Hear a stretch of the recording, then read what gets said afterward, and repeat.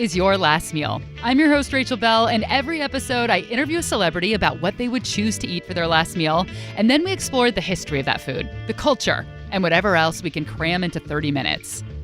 Today on the program, Augusten Burroughs, New York Times bestselling author of many books, including Running with Scissors, Dry, and Magical Thinking.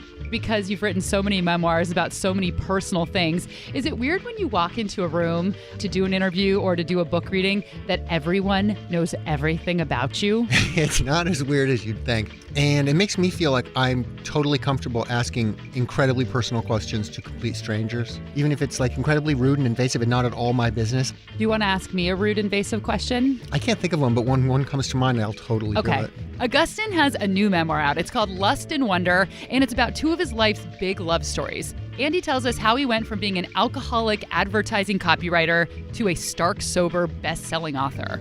If you've read a bunch of his other memoirs like I have, it's actually a very satisfying update on his life. Also on the program, Augusten has a bit of an obsession with QVC and the Home Shopping Network. So I called up the queen of the cookware infomercials, Cathy Mitchell, the woman behind those dump cake cookbooks that we all like to snicker at. We tried a meatloaf pan, and they called it the dump loaf, and that was the end of it right there. It's like you could go that far and no further. So the dump loaf is not with us today. No, it's not. Plus, the history of Brunswick Stew, a southern dish so good, it's worth fighting over. We've had a friendly and somewhat insulting rivalry between Brunswick County, Virginia, and Brunswick, Georgia for years now. Augusten Burroughs didn't have your shiny, white picket fence, Kool-Aid mustache suburban childhood. If you read his book, Running with Scissors, or saw the film based on the book, you know. My mother was mentally ill, and my father was this sociopathic, alcoholic philosophy professor, and they couldn't raise me. So my mother, who was insane, gave me away to her lunatic psychiatrist, and I lived in his sort of makeshift lunatic asylum house with biological family members and long-term psychiatric patients. If you read his book Dry, you know that Augusten was an alcoholic who drank so much that I felt physically sick to my stomach while reading his book. But in his new memoir, Lust and Wonder, he talks about the day he stopped drinking. It was weird because I never had written anything except ads. And advertising writing to me was more like a puzzle solving. It was never really about the writing. In fact, most of the ads I did, I tried to have as few words as possible. I didn't write. I wrote as a kid in my journal, but it had been years and years and years. And so one day, here I am. I'd gone through rehab, got sober, and then relapsed in a really big way when the person closest to me died. And I was really, really doing poorly with my drinking. I mean, I was, sort of hallucinating spiders on the ceiling and having palpitations in my heart. And one morning I woke up and I just started writing something out of the blue that made me laugh. It was about a home shopping channel and their crazy characters. And I just kept going. I kept writing because it was like, where is this coming from? I didn't have this idea. It was like, it just seemed to me, it felt like these characters were coming. I was channeling them. I mean, that sounds so cliche and spooky, but that's exactly what it was like. I had no idea what was going to happen from one page to the next. I could not stop writing. And boom, like in 7 days, I'd finished a book. I mean, it was like a weird explosion out of me. And I also never drank again. I stopped drinking after like the fourth day because the drinking was getting in the way all of a sudden.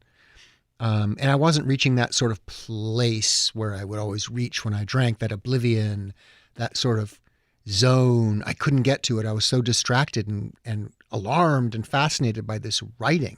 I couldn't stop thinking about the characters. So the drinking just went away because I just didn't have time for it. I never expected I would get sober again. I had already done that and failed, so I just figured I would always drink. But it just happened that I didn't pick up a drink, and it's been, 20 years. That book that he talks about writing became his first published book, a novel called Cell-O-Vision. What do you think it was that you were getting from the writing that you were able to replace the drinking with? You know what I think it is because when I drank, the one thing about my alcoholism is that I never fooled myself. I never told myself, well, I can just have one. I just want to have one. I never wanted to have just one. I always wanted to have enough so that I could get into a state of real oblivion where I didn't care about any of the problems in my life. And one of the things I remember doing when I lived in the city was I would always cross the street without ever looking either way. I would just sort of sail across. So it was very reckless but oblivious, living in a cocoon of oblivion. It was that psychological state that I wanted absolutely out of touch with reality, no inhibitions. And writing, actually gave me that in a way. It was so deeply consuming and interesting, and the world on the page, on in my head, and then on the page was much more real and fragrant and colorful and vibrant and intense and interesting than the actual brick and mortar world outside. I felt like it was the place I'd been trying to reach with drinking all along. So I was very lucky, because I do think now that I've been sober for so long, and it hasn't been a struggle. I mean, ever, not for a day. I think that the reason it's not been a struggle is because I did replace it with something that I loved even more. And that's something that's not really emphasized in recovery programs. The challenge is going to be finding a passion, something that you absolutely love more than whatever substance you're abusing, or more than whatever, your addiction, your point of addiction is. You've got to find something that engages you and that's not going to hurt you. Yeah, you're lucky that you found it. Totally lucky. Okay, we're going to get to the question that is the topic of this show, which is, what is your last meal? What would your last meal be? So I thought about that, because I knew that would be the question of this show, but I didn't know it until yesterday. It's a hard question, I think. But I actually had a really quick answer for some reason. It's something that my grandmother, so my whole family is from the South. I'm the only Yankee in the family in all generations. I mean, it's like an old Southern Mayflower family from Georgia. So I always have loved Brunswick Stew, my grandmother's Brunswick Stew. And when she died, I inherited her cookbooks. So she had several cookbooks. She had one that was like from 1945 is when she started it. It was just a blank diary. And she would have her own recipes written out in the pages of this blank diary. And she would also cut recipes out from the, Atlanta Constitution Journal or whatever, and paste them in. And it went, over years and years and years. So Brunswick Stew is sort of like a chili. It's a stew. It's like a meat, vegetable, tomato-based stew. Okay. But it's very, very thick, and it has a very, very distinct flavor. And that's been the tricky thing, is finding that flavor, because in her diary cookbook, half of the recipe's gone, and it's the half that would have had the seasoning. Oh no. I know. It got ripped out? It was unglued. She had what was 2 handwritten single pages, and the one on the right is gone. Oh no. And that's the one that had so I've spent years experimenting with different recipes and trying to make stuff up and read, and I think I've kind of got it. And the reason I kind of have it is because there's another cookbook that I inherited, and there are 2 recipes for Brunswick Stew, or actually maybe 3 in this Southern cookbook. And one of them kind of leads me in the right direction with my grandmother's. I think because my grandmother's original recipe for Brunswick Stew, the one that I mentioned before that has like half the ingredients missing, I can already tell, looking at the half that remain, that this wasn't the Brunswick Stew that I knew and grew up with. I think that her own recipe evolved over the years. So whatever she started with in 1943, she later found something else that worked better. And part of the secret to it, so it's like smoked meat, beef, pork, or chicken, or all 3. Would she self-smoke? She would self-smoke. She had a huge garden, so it would be very, very big, huge, fresh, beautiful tomatoes, ungenetically modified, great. And white corn, okra, again, all really, really beautiful and fresh. So this sounds like a summer dish. You know what it is? It's kind of, it's a very summer dish. Yeah. It is. And then a barbecue sauce. Huh. And it was always her own barbecue sauce. She would make her barbecue sauce. I always make homemade barbecue sauce. And this is from my grandmother's 1923 Southern cookbook. And it's basically butter, apple vinegar, water, dry mustard powder, and then minced onion, and then some Worcestershire sauce, tomato ketchup, chili sauce, lemon juice, whole lemon, like rind, garlic, and a little bit of sugar, but you could also use like maple syrup if you don't want to use sugar. And I like the grade B maple syrup, which is the darker one. And then it's just about cooking that, simmering that until it is very, very shiny. It takes on a beautiful glossy sheen. And I find that that's really where the trick of it comes in. It also requires chicken stock, which you've got to make. Like I have to make it from scratch. So you've got to first you have to get really good at making chicken stock. And then you got to get really good at making barbecue sauce. And I think that that's the secret to it, of achieving that flavor that I remember from childhood, is in cooking the whole stew for hours and hours and hours. You cook it like all day. And it's amazing. There's not much liquid in it. And at the end of the day, at the end of the meal, it's very thick. That sounds really hard to recreate because of what you're saying. First of all, that all of her vegetables were homegrown. I know. So that has like a special thing. And then smoked meat, besides ham, is really hard to find. I never see it in the store, smoked chicken or smoked beef. Well, you wouldn't do it like smoked. So what you would do is you could do it on your Weber, on your little grill with, hickory chips. Okay. So you could do that. Ghetto smoke it. Yeah, exactly. And then just like, you could even put it in your Instant Pot when you're done. And are you in the cult of the Instant Pot? Totally People are in the so cult into of that it. thing. I'm obsessed with it. Augusten says he hasn't eaten his grandmother's Brunswick stew since the 1980s, but he's been working on recreating the recipe for years and years. And he eats it with saltine crackers. Your books make it pretty clear that you don't have a great relationship with your family. No. But yet this dish is something that is significant to you, that's connected with your grandma. I love my dead granny. Oh, good. I So love she dead was granny. a good one? Yeah, dead granny was great. She had a mink bathrobe and slept with a little pearl-handled gun under her pillow. Are you serious? Totally. Did she glue the pearls on herself? No. Okay. This wasn't She like was an great. early, what's that? What do you call it? Bedazzling? Bedazzling? No. Okay. It was like a mother of pearl handle. It was like a lady gun, a southern lady gun. What is her name and what's her story? Carolyn. So she married her husband, my grandfather, when they were like 15. They were very young. They had a child, my father, but the grandparents felt like, these two kids need to be kids. So my father was raised by his grandparents, while my grandmother and her husband sort of had fun being 15 and 16 and 17 and whatever. And, they lived on a big, huge sort of plantation house down in Lawrenceville, which had these big, huge, Corinthian columns. It's a big, big ass house. So they had lots of land. They had lots of peacocks wandering around. I used to go, loved walking around in their huge gardens of vegetables and sunflowers and trying to not step on rattlesnakes. And they had peacocks running around in the yard. It was fun. And she was very, a little bit eccentric, I think, but she loved cooking. She loved cooking. So She must have been a young granny if she was a had young your granny. dad at 15. So totally young granny. She was very glamorous. She had blonde hair. She had a painting of herself over the fireplace in her blonde hair and her pearls. I mean, it's just...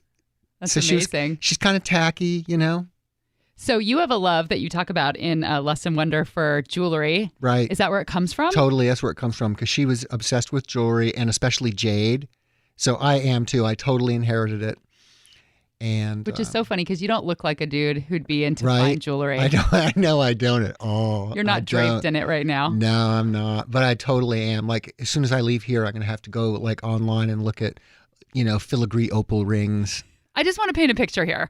Augusten Burroughs, a man who loves jewelry, actually is a dude in a trucker hat. He was wearing a brown leather jacket. He's wearing jeans. He has a very scruffy beard and a sweet mustache. And he's scouring the internet for opals. That's who Augusten Burroughs is. And you'll have a minute to imagine all that while we take a quick break. Ta-ta.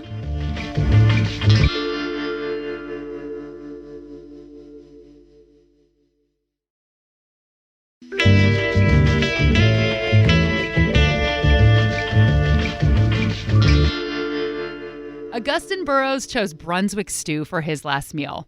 A thick smoked meat stew with okra and tomatoes and a homemade barbecue sauce. And I had never heard of this dish before, so I ignorantly thought that it would be hard to track down. But I was dead wrong. If you Google Brunswick Stew, a million things come up, and I realize it's just because I'm not from the South. I don't know what this dish is. As for where Brunswick Stew comes from, the history, this is up for debate. There is a huge, huge rivalry between Brunswick County, Virginia, and Brunswick, Georgia. Both places say they invented it. First, I called Virginia. Hello. Hey, John, it's Rachel Belle. All right, hold on. I'm walking into my garage right now. Cool. Let's see. Keep talking. Tell me your name and your title. I don't have a title. I'm just John Clary, and I'm a stew master. John Clary learned to make Brunswick stew in 1972. He learned from firefighters at the fire station he still volunteers at today. And John Clary's not making a little pot at home for his wife and kids. He usually cooks it in huge cauldrons, 1,200 quart batches. And he feeds this to people at fundraising events, anywhere from the Kiwanis Club to Virginia Tech. The stew is classically stirred with these huge paddles, almost like a boat oar. And when you have your own oar, all your own equipment, and a handle on the recipe, only then can you be a true stew master. So getting to the history, obviously John claims that Brunswick County, Virginia invented the dish. The original home of Brunswick Stew is Brunswick County, Virginia, and that's documented in 1828 on the banks of the Nottoway River. And basically, the first stew was venison and squirrel, or whatever meat he had left over from the week of hunting. He put it all in one pot and added a few vegetables to it. In 1988, the General Assembly of Virginia proclaimed on February the 22nd of 88 that Brunswick County, Virginia was the original home of Brunswick Stew. Of course, Brunswick, Georgia, the city, which is in Glenn County, Georgia, they said they had the right to it, but theirs was in 1890. So we were well documented prior to theirs. All right, so John says that Virginia invented Brunswick Stew in 1828. What date does Georgia claim? Well, I called up the Brunswick, Georgia Chamber of Commerce and was connected with former mayor and Brunswick Stew cheerleader Brian Thompson. The actual date seems to fluctuate. It fluctuates whenever Brunswick County, Virginia can find a date that the stew originated there. We dig around and we find a date that's actually earlier than that.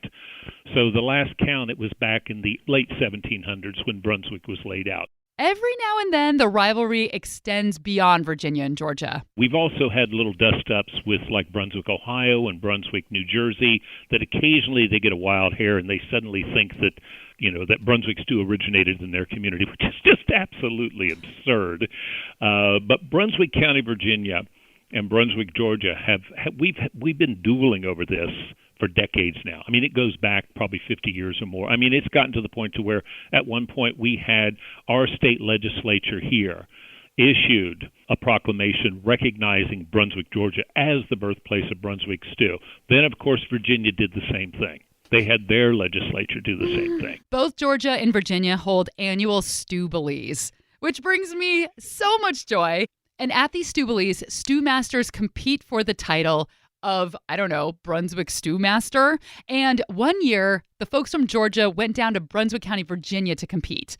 But the only problem was the judging wasn't fair. 2 of the judges were from Virginia, and only one was from Georgia. The trophy was stolen from us. It was stolen. 2 votes from Virginia, 1 from Georgia. So we decided, well, if they're going to steal it from us, we're going to steal it from them. So as we're leaving, we're saying our goodbyes. I'm in the car with the mayor. And we had set it up with one of our stew masters that as we drove by, he was to rush the table where the trophy was displayed, throw it to another guy who would shove it into the car, and then we would take off, which is exactly what happened. And we were able to get across the state line and away from the Virginia police into North Carolina. We actually brought it back to Brunswick. We had our photos taken with it above our heads. Actually, the thing went kind of viral. Before things went viral, but it was appearing in newspapers all up and down the East Coast. Every heading was the same. They looked like winners, but we kept it for a while. We actually paraded it. We had our annual Christmas parade, and then we eventually returned it to Virginia because they kept whining about it. Is this a male-dominated stew sport? I haven't heard talk of a lady stew master yet. Pretty much, yeah, pretty much it's a guy thing. Guys just want to have stew, I think is how Cyndi Lauper's original lyrics went. So the ingredients that go into these stews are decidedly different, but the method is pretty much the same. Whether you're in Virginia or Georgia, you're getting up at 3 in the morning to start preparing the stew, and they both have to cook down for about 6 to 8 hours. I was also told that there is a fair amount of whiskey drinking that starts around 4 or 5 in the morning. As far as the difference in ingredients, it's the Georgia Brunswick stew that includes the barbecue sauce and can use multiple smoked meats like chicken and beef. The Virginia version is much milder and simpler and only uses chicken. But back in the day, they both used meats like squirrel. And the way the folks in Georgia and Virginia choose to serve the stew is also different. How do you serve the stew? What do you serve it with? Normally cornbread or just white bread, loaf bread. Some people add crackers, whatever you want to eat it with. Our stew can be a meal on itself. In Georgia, it's usually an add-on dish like a side. They'll do a little saltine crackers, not oyster crackers. We're not that fancy. It's not an oyster cracker. It's a saltine. And it has to be a premium saltine also. Is there any other kind? No, there are no other kinds. It's premium. I was told by the Virginia people that they eat theirs as a meal, but Georgians eat yours as a side dish at a barbecue restaurant. Is that true? It is served as a side dish in a barbecue restaurant because we're more creative than Brunswick County, Virginia. And we understand that one can consume more than one item in a meal. You're not so simple, is what you're saying. Exactly. Like we talked about earlier, Brunswick Stew seems to most often be prepared by middle-aged men.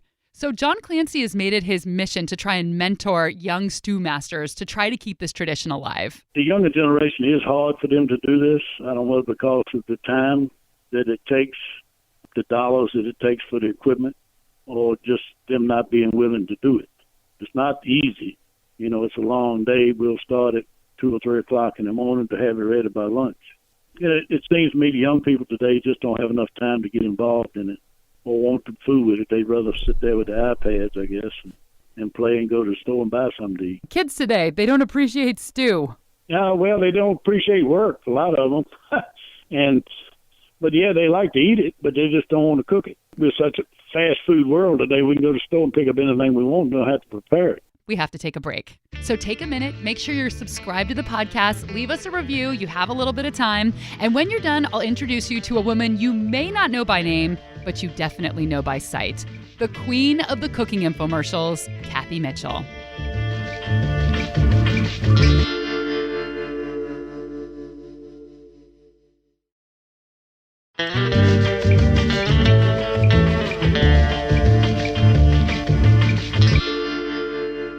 Augusten Burroughs' first book is called Cellovision, and it was inspired by the hours and hours and hours he spent late at night, drunk, watching QVC and the Home Shopping Network. What's the weirdest thing you've bought off QVC? The weirdest thing I bought was when I was actually drunk. It was like a massive, full-size, like 12-foot by 15-foot rug pads. Uh-huh. And I was just so compelled by the presentation that I bought them. I bought 2. I was living in a studio apartment. The whole place wasn't, I didn't have any rugs, and I have no idea why I did that. It was insane. What'd you do with them? I never opened my door when they came to deliver them. I just hid. And then when they left the little tag, I never ever picked it up. So I just cowered away. When it comes to food infomercials, one star shines brighter than the rest. Hi, this is Cathy Mitchell on the, I don't know what I am. You may not know her name, but I guarantee you know this woman. Hi, welcome to Cooking with Cathy. I'm Cathy Mitchell. Now, you've probably seen me in a lot of kitchens, but today we're at my house in my actual kitchen, and we're going to learn how to use one of the most unique kitchen products I've ever found, Micro Crisp. This is going to change the way you cook with your microwave forever. Cathy looks pretty much like everyone's Midwestern mom. Go ahead and Google her. She's short, she's a little bit round, she has the short red curly hair and perfectly manicured fingers, perfect for pointing things out on TV infomercials. And Cathy has hawked more than 20 products on TV. Hi, Cathy Mitchell here with my new red copper square dance pan. This is not your grandmother's old griddle. Cathy, how are you? Good to see you. Great to see you too. I love my Express 101. Well, I think you're going to love it even more now because look what we can do.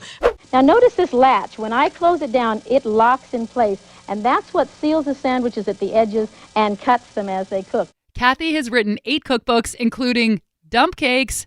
We are back in today's kitchen, and boy, does this sound like a treat. Dump cake. It was actually very popular back in the 50s. It's exactly what it sounds. You take some cake mix, a couple other ingredients that you already have, and you dump it in a pan. Right, Cathy Mitchell? Yes, I am going to teach you how to dump. She's the author of what else? Dump Cakes. Dump Dinners. And here to show us how to make a quick and convenient Valentine's Day meal is author of the new cookbook, Quick and Easy Dump Dinners. And HSN star, Cathy Mitchell.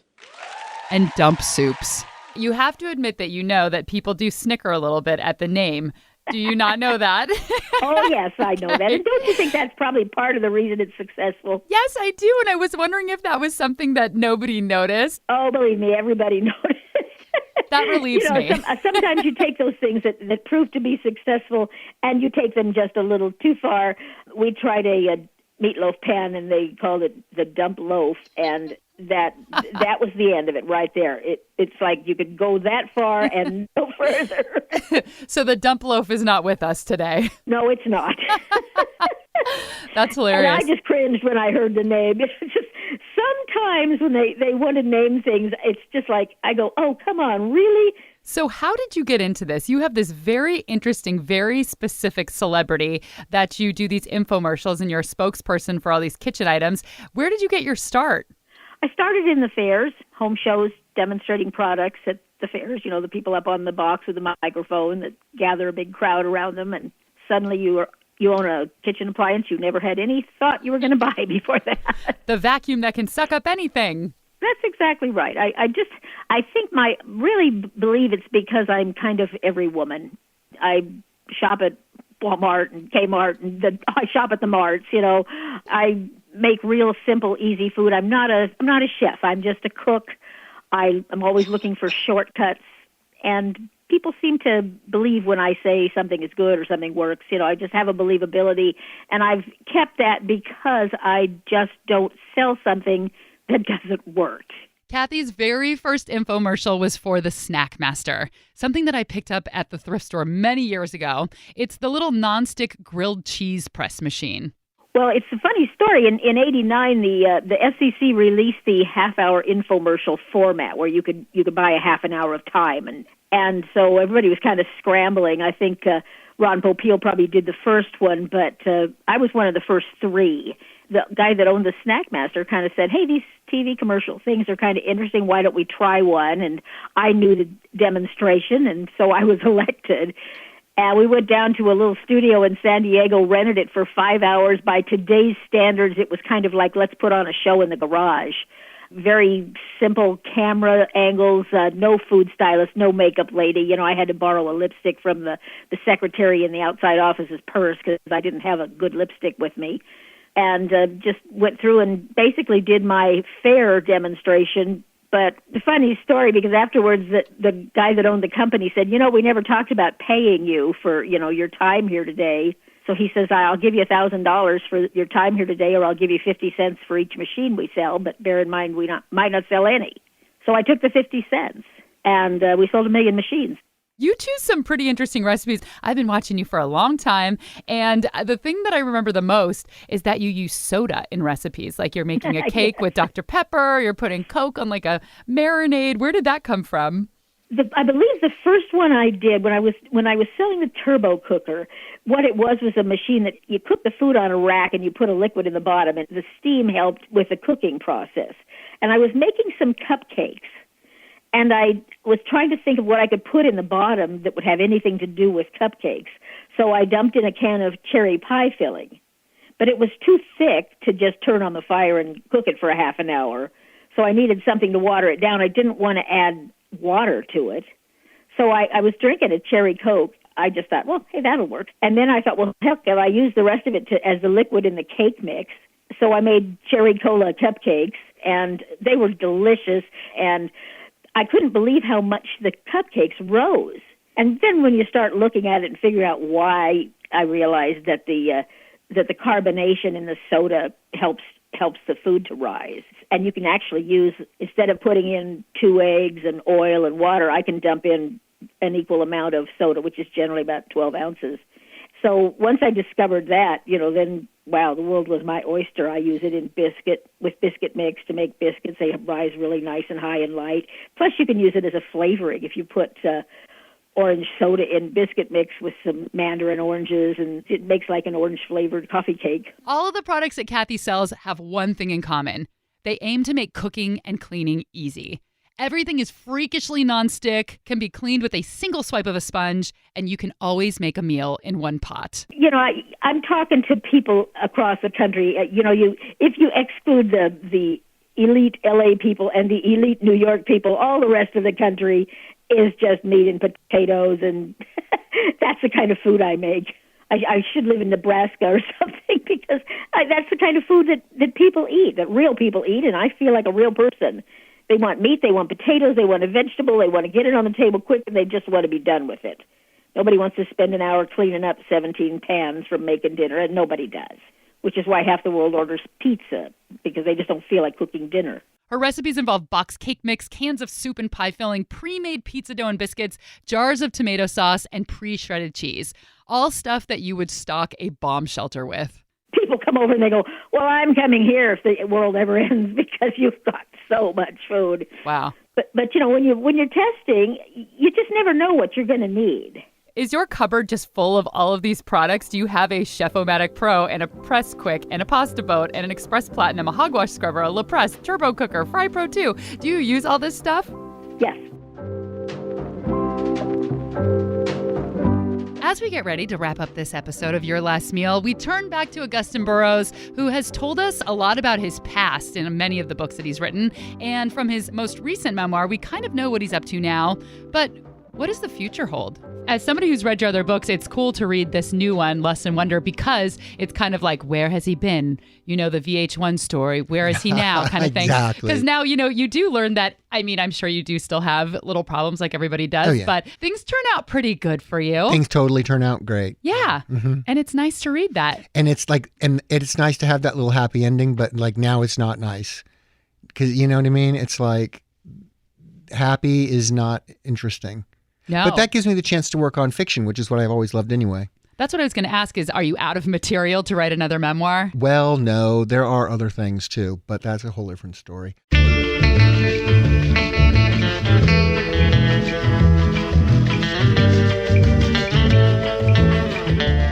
And that was Augusten Burroughs' Last Meal. Augusten has a brand new memoir out now. It's called Lust and Wonder. It's real good. I read it in about 3 days. It's a super page turner, so pick it up. Thanks to our team of Brunswick Stew experts, Stew Master John Clary from Brunswick County, Virginia, and Brian Thompson, former mayor of Brunswick, Georgia. Thank you most of all for exposing me to the word stewbily. Thank you so much to Cathy Mitchell, the sweetest, most charming lady who can make a pizza in any nonstick piece of cookware. Cathy is currently on TV selling red copper pans. You can buy those at bulbhead.com. And as always, she's expanding her dump empire. Music is always by Prom Queen, and you have to listen to Prom Queen's music online. Not only does she have an amazing voice, but she plays a pink rhinestone guitar and has a sweet bouffant.